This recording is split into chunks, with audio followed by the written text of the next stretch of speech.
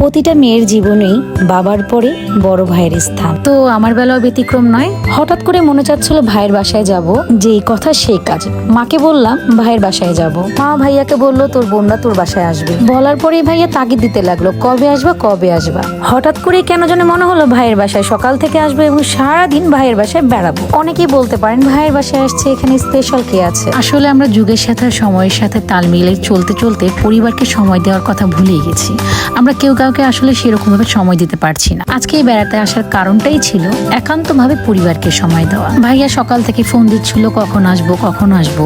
ইভেনও আগেই বলে রাখছিল যে তোরা সকাল 10টার মধ্যে চলে আসবি, কিন্তু কোথাও বাচ্চা কাচ্চা নিয়ে সেরকম ভাবে টাইমলি যাওয়া হয়ে ওঠে না। আমার যেতে যেতে বেজে গেছিল একদম 12টা। ভাইয়ার বাসায় এসে আমি একদম অবাক, কারণ এসে দেখি ও নিজ হাতে আমাদের জন্য রান্না করছে। ও আমাদের জন্য বিভিন্ন ধরনের মাছ বারবিকিউ করার জন্য একদম ম্যারিনেট করে রাখছে। এমনকি আমরা যাব বলে ওই বারবিকিউ করার যে স্ট্যান্ডটা নিজের হাতে তৈরি করেছে। আর এদিকে আমার ছেলেরা তো মামার বাড়িতে এসে অনেক খুশি, অনেক এনজয় করছে ওরা, আলহামদুলিল্লাহ।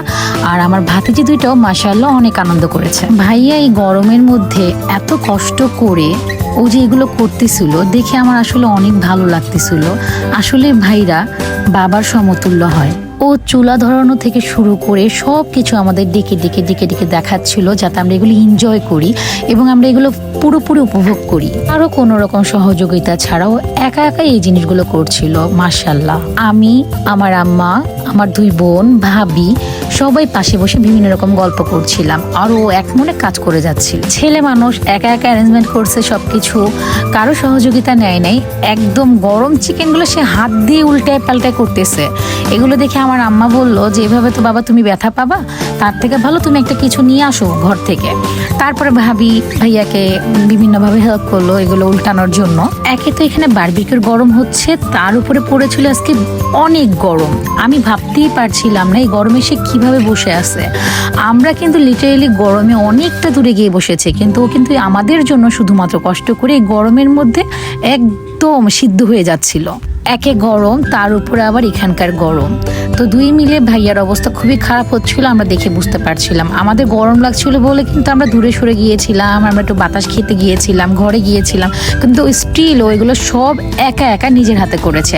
আমরা দেখা গেছে কিছুক্ষণ পরপর ঘুরে আসতেছি, ফুটেজ দেখলে বুঝবেন যেন একটু পরপর আসতেছিলাম, সবকিছু কমপ্লিট। কিন্তু আমি যখন ভাইয়াকে বললাম তুমি এগুলো কেন কষ্ট করে এই গরমের মধ্যে করতে যাচ্ছ, তখন বললো আমার ভাগিনারা আসবে, এগুলো তো চাইলে দোকান থেকে খাওয়াস, কিন্তু এগুলো তো ঘরে তৈরি করে খাওয়ানো হয় না এবং বাচ্চারা এগুলো কাছে থেকে দেখে না, এগুলো দেখবে এনজয় করবে, এই জন্য আমি এগুলো ব্যবস্থা করেছি। এমন কেউ সকাল থেকে অপেক্ষা করছিল এগুলো আমাদের সামনে করবে এবং আমরা এগুলো গরম গরম ওর পাশে বসে খাবো। আমি এমনিতে সামুদ্রিক মাছ অনেক পছন্দ করি। ভাইয়া যখন এগুলো করছিল তখন কিন্তু আমরা অলরেডি অনেকগুলো মাছ খেয়ে ফেলেছিলাম। শুধু মাছ বারবিকিউ না, ও এখানে মুরগির মাংস রান্না করেছিল ঝোল ঝোল করে, চিংড়ি মাছের ফ্রাই করেছিল, ডিম করেছিল, এগুলো সব ও নিজের হাতে করেছে। ইভেন এই সালাডটাও কিন্তু ভাইয়া নিজের হাতে করেছে শুধুমাত্র আমাদের জন্য। সবকিছুতে ভাবি তার হেল্পিং হ্যান্ড হিসেবে কাজ করেছে। আসলে ভাইদের ভালোবাসা এমনই হয়। বোনরা হয়তো বা একজন আরেকজনকে ভালোবাসি বলতে পারে, ভাইরা কিন্তু আসলে বলে না, করে দেখায়।